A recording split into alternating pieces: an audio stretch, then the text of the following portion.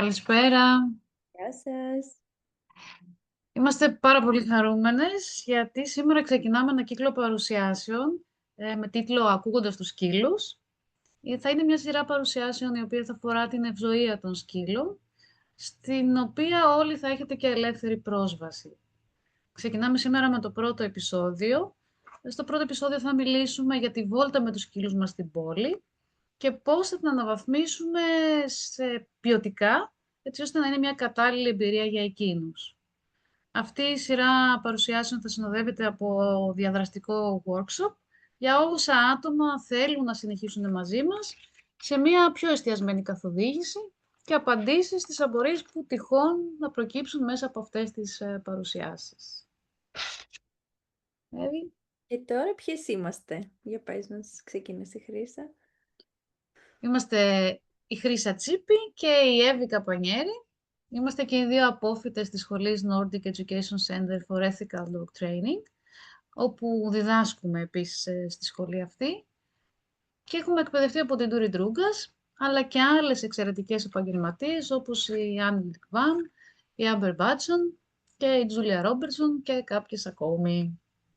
Προσεγγίζουμε τη φροντίδα των σκύλων ολιστικά. Η Άμπερ Μπάτσον είναι κτηνίατρος, η Τζούλια Ρόμπερτσον είναι μυοθεραπεύτρια και όλοι οι άλλοι επαγγελματίες από τους οποίους έχουμε διδαχτεί είναι σε διάφορους τομείς της φροντίδας των σκύλων και έτσι γνωρίζουμε πολλά για τις φυσικές τους συμπεριφορές, το ηθόγραμμά τους, γνωρίζουμε για τον τρόπο που κινούνται, τη φυσιολογία τους και έτσι μπορούμε και καταλαβαίνουμε καλύτερα τι είναι ο σκύλος.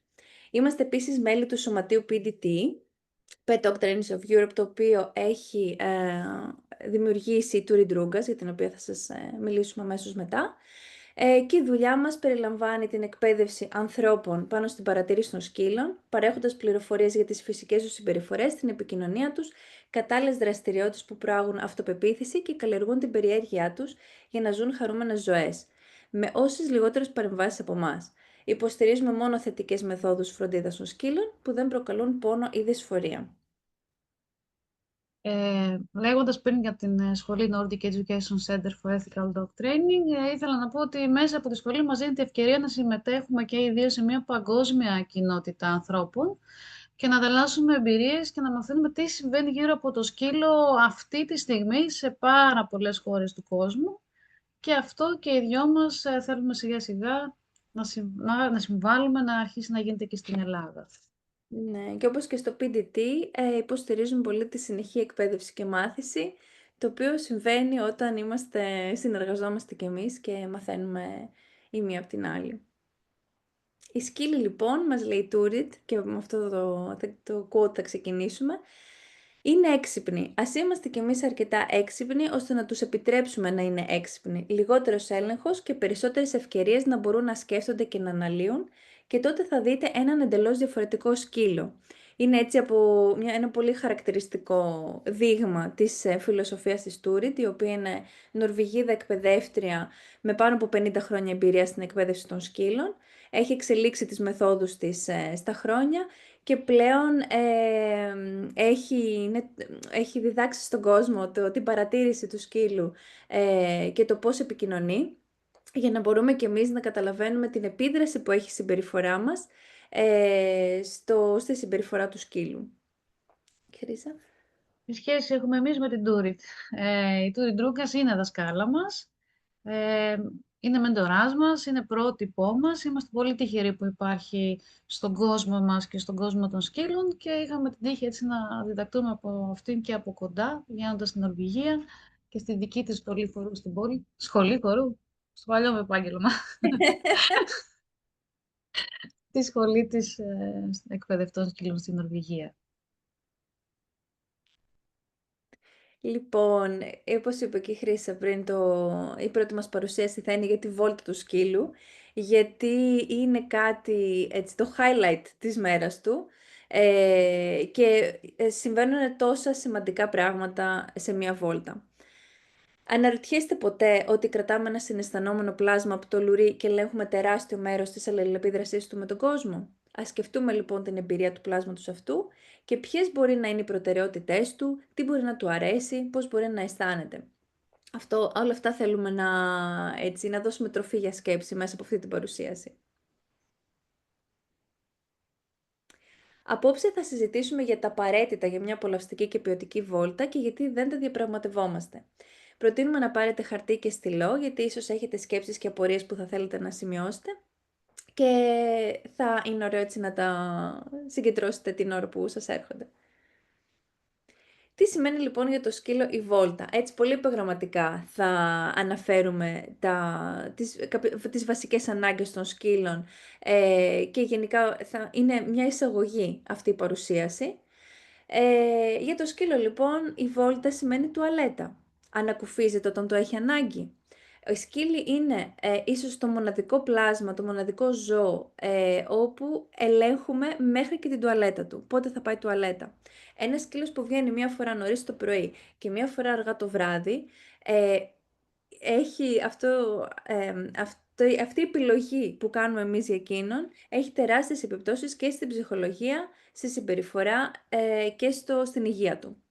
Οπότε σκεφτόμαστε τη βόλτα και σαν τουαλέτα τη βασική του ανάγκη. Σκεφτόμαστε τη βόλτα και σαν κοινωνική επαφή.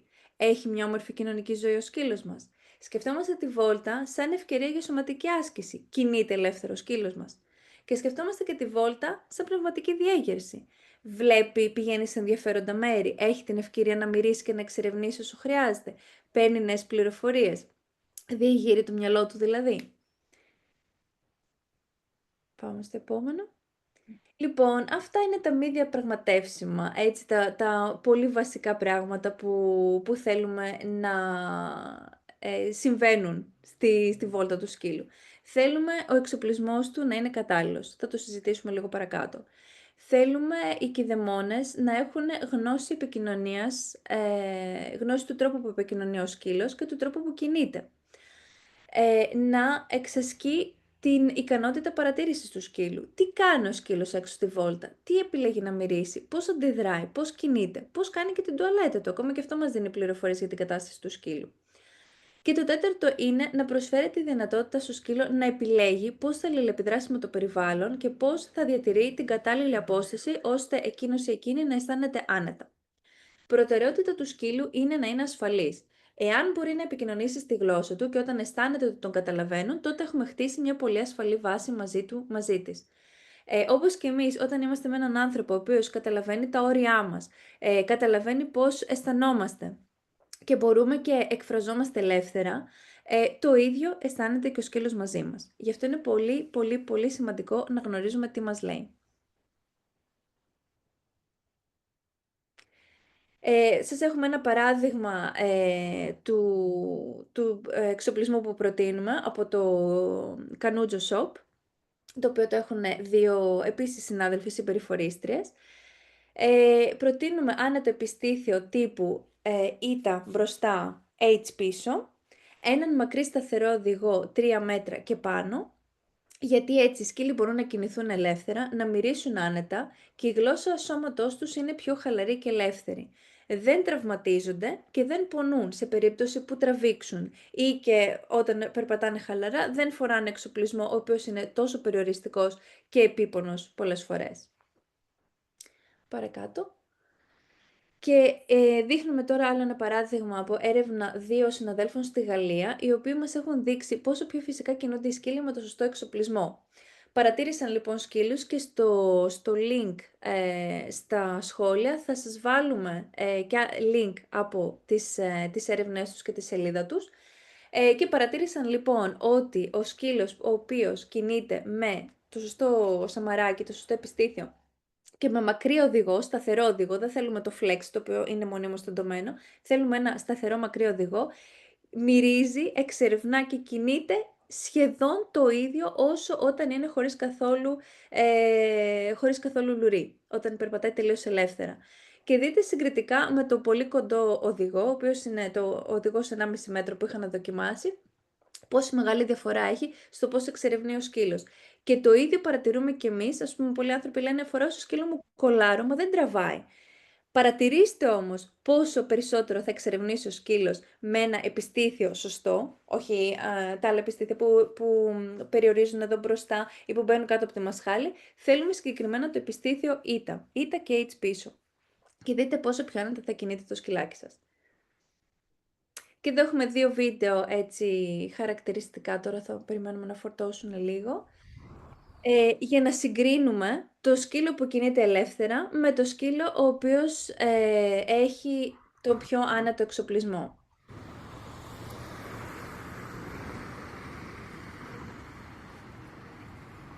Θες Δείτε να το βάλω από πόσο την άνετα αρχή. μπορούν να επικοινωνήσουν. Νομίζω είναι εντάξει.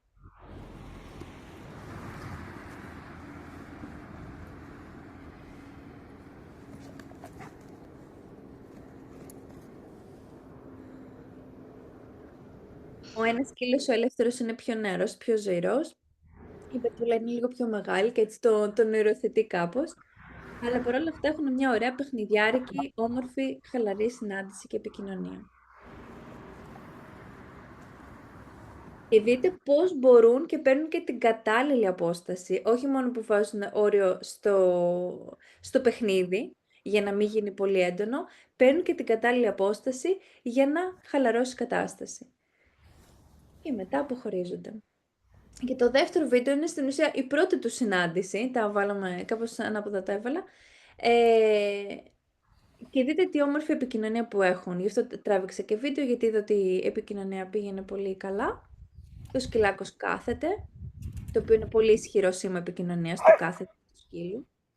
Γι' αυτό είναι και κάτι που δεν το εκπαιδεύουμε. Θέλουμε οι σκύλοι να μπορούν να μιλούν τη γλώσσα τους άνετα, χωρίς παρεμβάσεις. Ευχαριστώ, Χρύσα. Γιατί τώρα εμείς εδώ οι δύο έχουμε έρθει και θέλουμε να αλλάξουμε, γιατί έχουμε βαλθεί να κάνουμε αυτή την αλλαγή στον τρόπο που γίνονται οι βόλτες της πλειοψηφίας των σκύλων μέχρι τώρα. Θέλουμε να το κάνουμε αυτό γιατί με αυτή την αλλαγή, δίνοντας επιλογές, έχοντας ένα σκύλο που έχει αυτοπεποίθηση, παρέχοντας του ηρεμία και μια αίσθηση ασφάλειας, ο σκύλος έχει πολλά ωφέλη. Τα ωφέλη για το σκύλο είναι ότι του δίνει τη δυνατότητα να κινείται άνετα σύμφωνα με τη φυσιολογία του, χρησιμοποιεί όλες του τις αισθήσεις, μπορεί να ζει και να αντιλαμβάνεται τον κόσμο γύρω του, χρησιμοποιεί όλες τις φυσικές του συμπεριφορές σύμφωνα με το ηθόγραμμα των σκύλων, μία λέξη που στη διάρκεια όλων των παρουσιάσεων θα μάθετε περισσότερα για αυτή, τι σημαίνει δηλαδή το ηθόγραμμα των σκύλων. Του δίνεται η ευκαιρία να χρησιμοποιήσει τη γλώσσα επικοινωνίας του. Δεν παρεμβάλλουμε και αφήνουμε ελεύθερα να επικοινωνήσει με τους άλλους σκύλους γύρω του, με εμάς, αλλά και με οτιδήποτε υπάρχει γύρω στο περιβάλλον του. Τον βοηθάμε να αποφύγει τραυματισμούς από τον εξοπλισμό, αλλά και το πώς κινείται μέσα στη βόλτα. Βελτιώνεται η ψυχολογία του, απολαμβάνει τη βόλτα. Αυτό ουσιαστικά θέλουμε όλοι για ένα σκύλο. Μειώνει το στρες και βελτιώνεται η γενική του συμπεριφορά, όχι μόνο κατά τη διάρκεια της βόλτας, αλλά και πριν και μετά, καθ' όλη τη διάρκεια της μέρας και καθ' όλη τη διάρκεια της ζωής του. Αποκτά μια πιο ισχυρή σχέση με τον άνθρωπό του, μια σχέση που βασίζεται στην επικοινωνία και την εμπιστοσύνη. Και πιο δυνατή σχέση από αυτή δεν νομίζω ότι μπορεί να υπάρξει. Οπότε έχουμε μια ποιοτική αναβάθμιση της βόλτας και δεν είναι μόνο για το σκύλο τα ωφέλη. Τα ωφέλη είναι και για μας πολύ σημαντικά. Τι κερδίζουμε εμείς από αυτό? Βελτιώνεται, όπως είπα και πριν, η σχέση μας με το σκύλο και βλέπουμε μια διαφορετική σχέση. Αισθανόμαστε πιο ήρεμα και εμείς στη βόλτα, και γιατί ξέρουμε πολύ καλά ότι και εμείς επηρεάζουμε το σκύλο κατά τη διάρκεια της βόλτας, οπότε όταν εμείς αισθανόμαστε καλύτερα, εμείς έχουμε καλύτερη ψυχολογία, είμαστε πιο ήρεμοι, αυτό αντικατοπτρίζεται και στην συμπεριφορά και στο πώς αισθάνεται και ο σκύλος. Οπότε βλέπουμε ένα σκύλο που ανταποκρίνεται περισσότερο στην επικοινωνία μας και όλα μας γίνονται πιο ξεκάθαρα και πιο ευχάριστα. Είναι λοιπόν, ισχύει το κουρασμένος σκύλος είναι ο χαρούμενος σκύλος? Εμείς εδώ θέλουμε να σας πείσουμε ότι ο χαρούμενος σκύλος είναι ο ήρεμος σκύλος Και στις επόμενες παρουσιάσεις μας τα ετοιμάζουμε πιο αναλυτικά, να σας δείξουμε ή να συζητήσουμε περισσότερα για τις φυσικές συμπεριφορές των σκύλων, για το πώς κινούνται οι σκύλοι και το πώς λειτουργεί ο σκύλος, η φυσιολογία του, για να καταλάβουμε ότι πραγματικά όταν ζορίζουμε τους σκύλους, όταν τους αναγκάζουμε πολλές φορές ή απλά τους ενθαρρύνουμε να κάνουν έντονη άσκηση, πώς μπορεί να επιβαρύνεται και το σώμα τους και στρεσάρονται και αρκετά. Αυτό που εννοούμε εμείς σαν χαρά, σαν εκτόνωση, μπορεί να είναι κάτι το οποίο πραγματικά δεν χρειάζεται ο σκύλος. Του δίνουμε ευκαιρίες να είναι ήρεμος, ευκαιρίες να εξερευνεί, ευκαιρίες να κινείται χαλαρά, να μπορεί να έχει και το μυαλό, να παίρνει αποφάσεις και να καταλαβαίνει και τι συμβαίνει στο περιβάλλον του. Φροντίζουμε ώστε να υπάρχει ισορροπία μεταξύ πνευματικής διέγερσης, κίνησης και χρόνου για ξεκούραση. Και δεν θέλουμε απλώς να εκτονώσουμε ένα σκύλο, θέλουμε να του προσφέρουμε ποιότητα ζωής. Οπότε αυτό είναι έτσι μια τροφή για σκέψη. Και εδώ λοιπόν έχουμε έτσι δύο παραδείγματα. Αυτό ήταν το πρώτο είναι πριν από λίγες μέρες στην αυλή μας, που ήταν τα δύο σκυλάκια μας και ξεκουραζότανε. Και σκέφτηκα να το τραβήξω και να το βάλουμε στην παρουσίαση, γιατί η μία έχει διαλέξει να καθίσει στον ήλιο, ο άλλος έχει διαλέξει να καθίσει στη σκιά. Στο επόμενο βίντεο είναι ο Μπάντζο κατά τη διάρκεια μιας βόλτας, ο οποίος αφού κουράστηκε,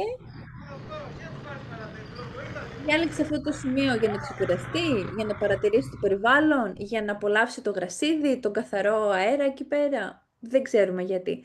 Αλλά σκεφτόμαστε πολύ τι ευκαιρίες μπορεί να έχουν στην καθημερινότητά τους να αλληλεπιδράσουν με τον κόσμο έξω, με τη φύση και προσπαθούμε να βρούμε ευκαιρίες να τους προσφέρουμε περισσότερες επιλογές, να το πούμε έτσι. Και είναι ωραίο να βλέπουμε όλα αυτά τα παραδείγματα για να μπορούμε να σκεφτόμαστε περισσότερο. Και εδώ η Χρύσα έχει πολύ πιο όμορφα παραδείγματα. Εγώ έχω τη δυνατότητα και την ευκαιρία και την τύχη να μπορώ να απολαμβάνω και τη φύση έξω από την πόλη, εδώ στα Γιάννενα, στην Ήπειρο που ζω. Και βλέπω τι διαλέγουν να κάνουν οι σκύλοι στη βόλτα όταν έχουν πλήρη ελευθερία επιλογής. Και από ό,τι βλέπετε στις φωτογραφίες και το βίντεο, και οι τρεις σκύλοι επιλέγουν να εξερευνήσουν και να μυρίσουν το περιβάλλον γύρω τους, έχοντας ο καθένας διαφορετική επιλογή στο πόσο κοντά θα είναι σε εμάς, το πού θα πάνε να μυρίσουν. Πιστεύετε λοιπόν ότι αυτό που απολαμβάνουν αυτοί οι τρεις σκύλοι σε ένα πιο φυσικό περιβάλλον μπορούμε να το μεταφέρουμε και στη βόλτα στην πόλη, πάντα με ασφάλεια? Εμείς θεωρούμε πως ναι. Και σκεφτήκαμε και βάλαμε ένα παράδειγμα εδώ δύο σκύλων που βγαίνουν παρέα βόλτα και συναντάνε έναν άλλο σκύλο, είναι από τη Σάσκια Λουκαρέα. Το βίντεο που μας έστειλε και μας έδωσε την άδεια να κοινοποιήσουμε. Και βλέπουμε πάλι πώς ο μακρύς οδηγός δίνει τη δυνατότητα και ο σκύλος να γίνει λίγο πιο ανεξάρτητος από εμάς, να κινηθεί λίγο πιο μακριά από εμάς, να επικοινωνήσει με το περιβάλλον του. Και βλέπουμε ότι όντως μπορεί να γίνει αυτό και μέσα στην πόλη. Και αν με επιτρέπεις να πω ότι δεν το λέμε μόνο εμείς, βλέπετε ότι το λένε και άλλοι συνάδελφοι που έχουν εκπαιδευτεί με τις ίδιες μεθόδους και τους ίδιους δασκάλους, και το βλέπουμε να αλλάζει και σε μαθητές στη σχολή από όλο τον κόσμο. Γίνονται αλλαγές που δεν το περίμεναν. Οπότε στην πράξη έχουμε αποδείξει αυτά που λέμε. Μπορούν οποιοδήποτε δίδυμο ανθρώπου και σκύλου να κάνει αυτή την αλλαγή. Και όχι μόνο δίδυμο, γιατί βλέπετε μπορεί να είμαστε και μεγαλύτερες ομάδες. Ναι, μπορούν να κάνουν αυτή την αλλαγή και μπορούν να την κάνουν εφόσον ξέρουν τι ψάχνουν και τι πρέπει και τι μπορούν να αλλάξουν. Μπορούν να την κάνουν όταν λειτουργούν μαθαίνοντας τι είναι φυσικό για τους σκύλους. Όταν αναγνωρίζουν τη σημαντικότητα της επιλογής και της αυτενέργειας και όταν επιτρέπουν στους σκύλους να έχουν τον έλεγχο των πράξεών τους, δίνοντάς τους τον έλεγχο αυτής της εμπειρίας. Και παρέχοντας τη στήριξη και την ασφάλεια όταν τη χρειάζονται οι σκύλοι, γιατί υπάρχουν και μερικοί σκύλοι και άνθρωποι που θα χρειαστούν περαιτέρω καθοδήγηση από κάποιον επαγγελματία για διάφορους λόγους που θα το έχουν αυτό ανάγκη. Έχουμε δει και ένα βιντεάκι εδώ δίπλα από την Liz Drury από το Ethos Dog. Η Liz κάνει πάρα πολύ καλή δουλειά και σημαντική δουλειά με τους σκύλους καταφυγίων και εδώ βλέπουμε ένα σκυλάκι που έχει βγει από το καταφύγιο με το σωστό εξοπλισμό και ζει μια εμπειρία μέσα στην πόλη σαν να ήταν πάντα με λουρί και σαμαράκι. Θέλεις να προσθέσεις κάτι εδώ? Ναι, ότι δίνει φοβερή ενέργεια αυτό το κορίτσι. Η Liz δηλαδή πραγματικά κάνει εξαιρετική δουλειά τόσο και στα καταφύγια, μέσα δηλαδή να βελτιώσει τις συνθήκες και με τις υιοθεσίες που προσφέρει είναι φοβερή.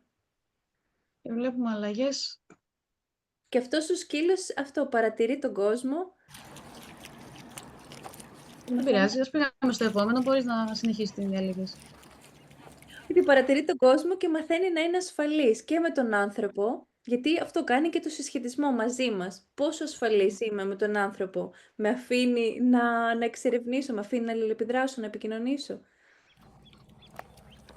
Με αφορμή αυτό που λες, βλέπουμε ένα βιντεάκι όπου αυτή η σκυλίτσα ήταν μια σκυλίτσα που ζούσε στον δρόμο, ένας κοινοτικός σκύλος, που υιοθετήθηκε από την κοπέλα, από την Ιωάννα, που φάσισε να τη φέρει σπίτι της και είναι ένας σκύλος που τον πηγαίνει βόλτα και της δίνει την ευκαιρία να ζήσει τη ζωή που επέλεγε και όταν ήταν ελεύθερη και είναι όσο πιο κοντά γίνεται στην ελευθερία.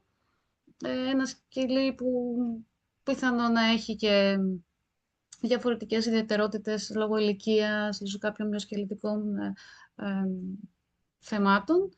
Αλλά πάνω απ' όλα τις επέστρεψα την ελευθερία τους, γιατί αυτό που θέλουμε να περάσουμε σε εσάς είναι ότι τους αξίζει να τους επιτρέψουμε, να τους επιστρέψουμε την ελευθερία που τους έχουμε στερήσει και που τους ανήκει. Και την αξιοπρέπειά τους. Να ζουν με αξιοπρέπεια. Πάντα λαμβάνουμε υπόψη μας τη μοναδικότητα του κάθε σκύλου και της κάθε κατάστασης. Μπορεί κάποιοι σκύλοι να είναι από πρόσφατη διάσωση, με άγχος, ίσως κάποιες φοβίες ή ευαισθησίες και ιδιαιτερότητες στην ηλικία, την υγεία και άλλα. Ναι, και φυσικά, ας πούμε, ένα κουτάβι, έναν έφηβο σκύλο, όπως και στα παιδιά, χρειάζονται παραπάνω καθοδήγηση. Δίνουμε οριοθετημένες επιλογές. Μιλάμε για οριοθετημένες επιλογές και πάντα πρώτα απ' όλα βάζουμε την ασφάλεια. Παρ' όλα αυτά, όλα αυτά μπορούν να συμβούν χωρίς να προκαλούμε καμία δυσφορία και κανένα πόνο στο σκύλο. Είναι φυσικό για τον οργανισμό να επιλέγει να έρχεται σε ομοιόσταση, δηλαδή να βρίσκει την ισορροπία. Είναι πολύ φυσικό και φυσιολογικό να θέλουμε να χτίζουμε καλές συνήθειες και σιγά σιγά αυτές οι συνήθειες να γίνονται η καθημερινότητά μας.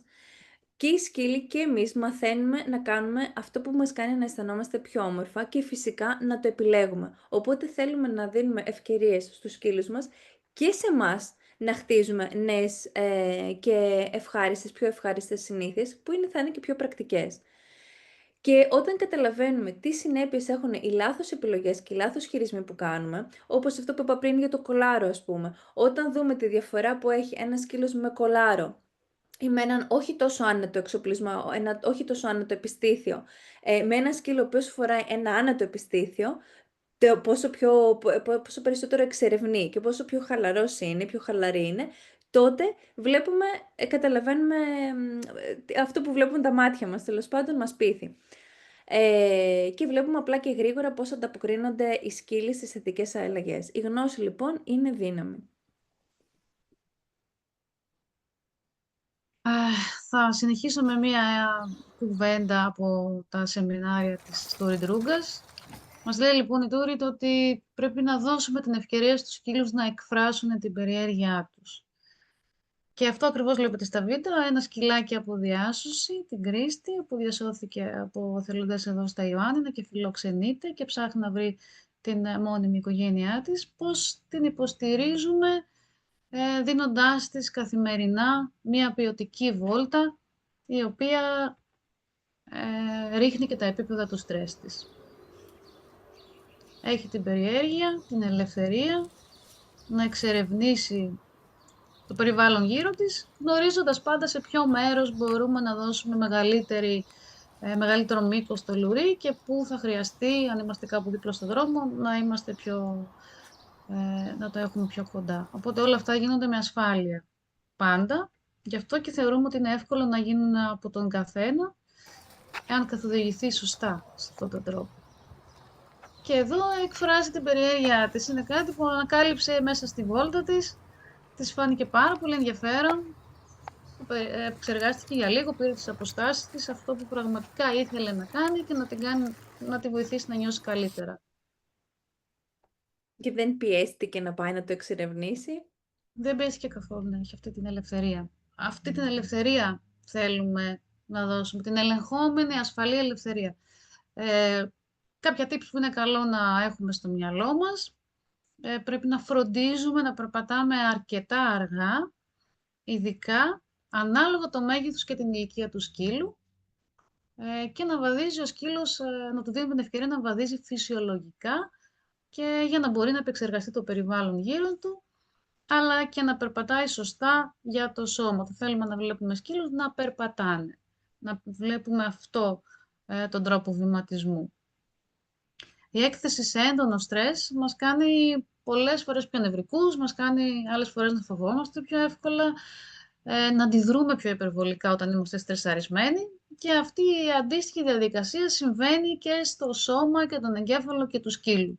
Ένα σκύλο σε στρες θα έχει έντονες αντιδράσεις, θα τον δούμε να γαυγίζει, να φοβάται, να έρχεται σε άμυνα και να είναι νευρικός είτε εκνευρισμένος. Γι' αυτό και θέλουμε να κρατήσουμε όσο το δυνατόν τους σκύλους πιο μακριά από το στρες.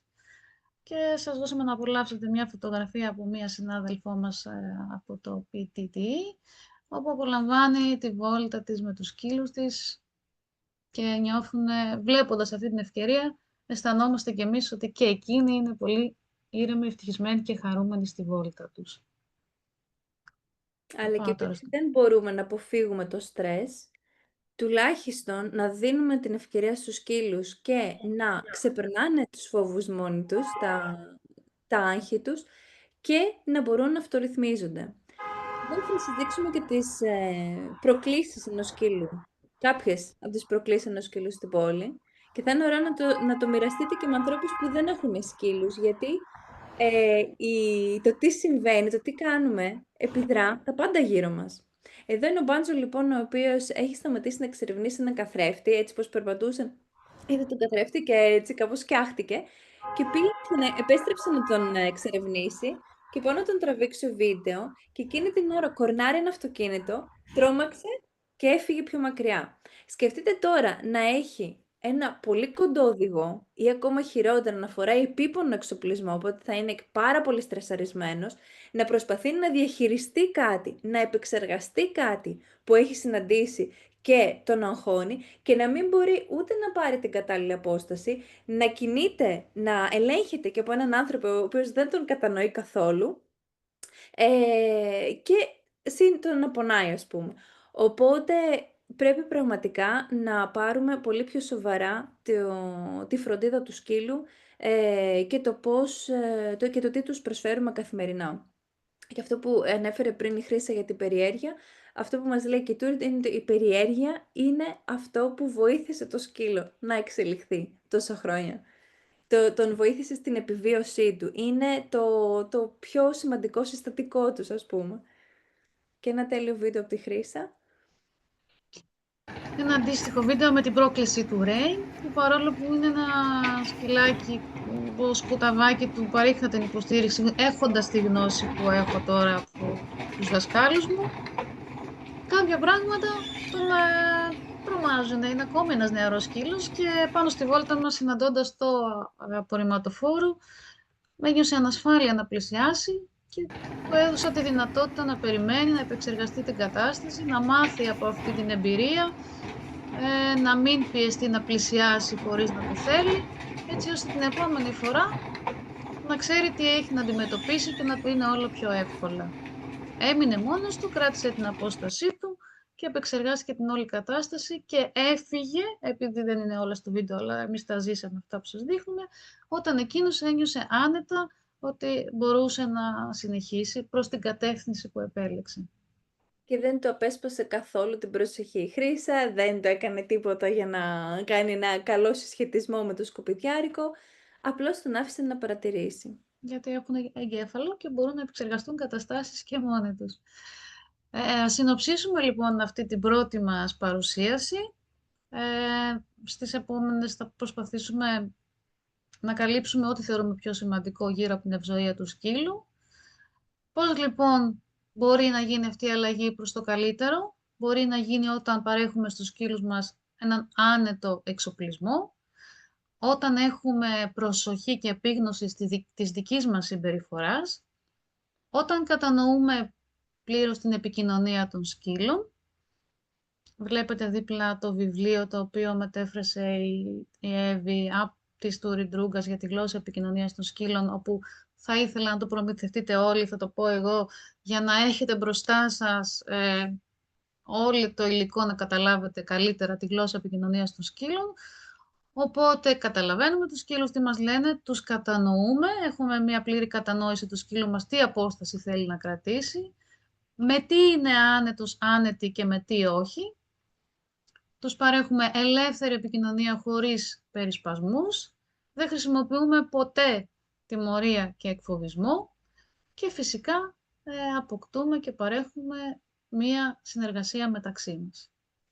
Ένα tip για να σας βοηθήσει έτσι να έχετε στο μυαλό σας και να αντιμετωπίσετε ίσως τυχόν προκλήσεις μέσα στη βόλτα είναι να δοκιμάσετε να κάνετε κάποιες αλλαγές, να βγείτε πιο νωρίς το πρωί, πιο αργά το απόγευμα, να διαλέξετε μία ώρα την οποία,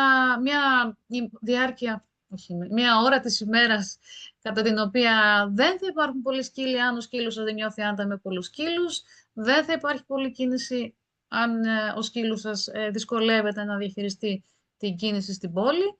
Οπότε διαλέγετε την κατάλληλη ώρα της βόλτας, την κατάλληλη διάρκεια για τον εκάστοτε σκύλο και το αντίστοιχο μέρος που θα μπορέσετε να πάρετε αποστάσεις ή να αφήσετε μεγαλύτερη έτσι, ελευθερία στο σκύλο να εξερευνήσει πιο πολύ μήκος στο λουρί, έτσι ώστε να επιτύχετε σιγά σιγά ένα loose leash walking, που λέμε στα απλά ελληνικά, μια βόλτα με χαλαρό λουρί με το σκύλο σας.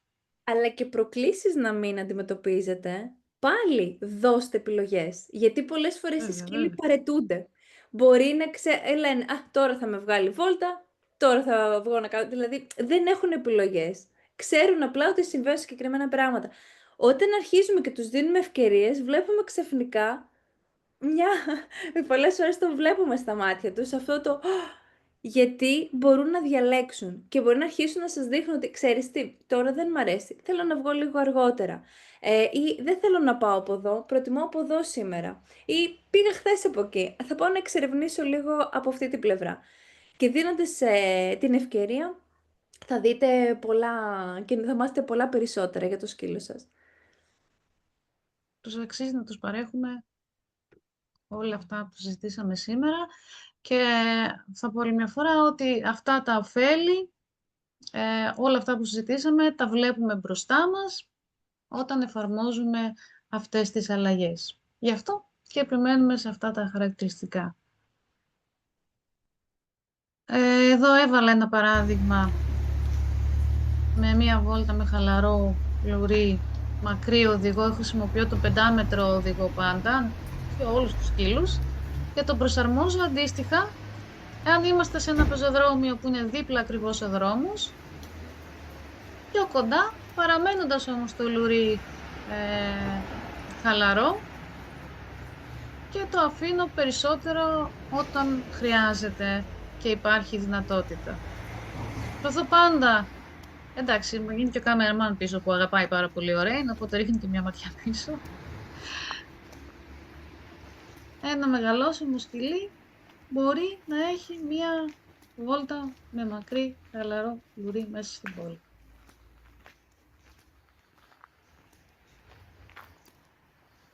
Θα ήθελα έτσι να αρχίσει να συγκεντρώνετε βίντεο. Τι λες, Εύη, να τους παροτρύνουμε να καταγράψουν τις βόλτες τους, να παρατηρήσουν Ναι, τι κάνουν στη θέλουμε να αρχίσετε βόλτα. να τα μοιράζεστε μαζί μας. Και αν θέλετε μπορούμε να τα συζητήσουμε και περισσότερο πιο διεξοδικά που ανέφερε και πριν η Χρύσα για τα Q&A που θα αρχίσουμε να κάνουμε ή θα μπορούμε να τα μοιραζόμαστε και στα social και να δείχνουμε έτσι ωραία παραδείγματα σκύλων με Ναι. σωστό εξοπλισμό, ήρεμους, να απολαμβάνουν τις βόλτες τους. Μέσα στην βόλτα αυτή συμπεριλαμβάνονται και οι κοινωνικές συναναστροφές με άλλους σκύλους και είναι κάτι που και οι δύο έτσι θέλουμε να ξεκινήσουμε να κάνουμε οργανωμένα στις πόλεις μας, στα Ιωάννινα και στη Θεσσαλονίκη. Εγώ σκέφτομαι να ξεκινήσω ένα project όπου θα προετοιμαστούν άνθρωποι για να καταφέρουν μαζί με άλλους σκύλους να απολαμβάνουν ήρεμες βόλτες στην πόλη. Στη Εσύ Θεσσαλονίκη ήδη ξεκινήσαμε και το κάναμε και είναι φοβερή εμπειρία. ναι. Οπότε προσφέρουμε και οι δύο είτε οργανωμένα project, είτε ατομικές συνεδρίες, είτε σεμινάρια και παρουσιάσεις όπως αυτή που μπορείτε να απολαύσετε. Ε, Και και, διαδικτυακά οι συνεδρίες μας. και διαδικτυακά, ναι. Αυτό που είπαμε πριν είναι κάτι που συνδέεται με αυτό που θα σας πω τώρα, ότι θα θέλαμε, αν θέλετε κι εσείς, να μαζέψετε κάποιο υλικό και θα σας δοθεί η δυνατότητα να συμμετέχετε σε σε ένα Q&A, σε ένα workshop, σε ένα σεμινάριο με πιο εξατομικευμένες συμβουλές πάνω σε αυτά που θα μας στείλετε ή στις απορίες που θα έχετε από αυτά που είδατε σήμερα, για να σας δώσουμε έτσι λίγο πιο εξατομικευμένη καθοδήγηση, πιο συγκεκριμένη, Και να συζητήσουμε στέλνοντάς μας... πιο Ναι, αναλυτικά, να συζητήσουμε πιο αναλυτικά για τις ανάγκες των σκύλων, για το tips για χαλαρό περπάτημα με λουρί και έτσι πολύ πολύ πιο πρακτικές συμβουλές. ναι. Μπορείτε να μας στέλνετε λοιπόν όποιος ενδιαφέρεται στα δύο email που βλέπετε εδώ. Και στο επόμενο τι θα συζητήσουμε, Εύη, την Θα επόμενη μιλήσουμε για τη παρουσίαση. γλώσσα των σκύλων, γιατί είναι σημαντικό να τη γνωρίζουμε. Θα μιλήσουμε παραπάνω και για το βιβλίο της Τούριντ, που τώρα έχουμε την επαιτειακή έκδοση μεταφρασμένη, το best seller της πάνω στα σήματα ηρεμίας. Ε, και θα συζητήσουμε και γιατί είναι σημαντικό να τη γνωρίζουμε, εκτός από το πώς επικοινωνεί ο σκύλος, και θα δείξουμε πολλά παραδείγματα για το πώς η συμπεριφορά μας, η στάση μας επιδρά στο σκύλο και πώς αντιδράει ο σκύλος, πώς ανταποκρίνεται. Είναι κάτι πολύ ενδιαφέρον και για ανθρώπους που δεν έχουν σκύλους αυτές οι πληροφορίες και πολύ χρήσιμες. Και σένα Χρήστο, στο workshop σου έρχονται και άνθρωποι που σου λένε ότι απλά φοβούνται τους Ναι, σκύλους. ναι, ναι, ναι. Έχουν ωφεληθεί απίστευτα άνθρωποι που ήρθαν και μάθανε το πώς επικοινωνούν σκύλοι και έτσι ξέρουν πώς να συμπεριφερθούν συναντώντας σκύλους γύρω τους, τους οποίους φοβόταν. Έχω διαπίστωτες αλλαγές. Θα τις μοιραστώ και αυτές μαζί σας, γιατί μοναδικές εμπειρίες έχουμε ζήσει.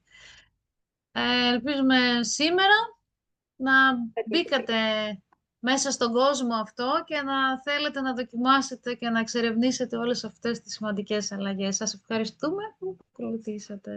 Γεια, τα λέμε στο επόμενο. Ευχαριστώ, Χρήσα.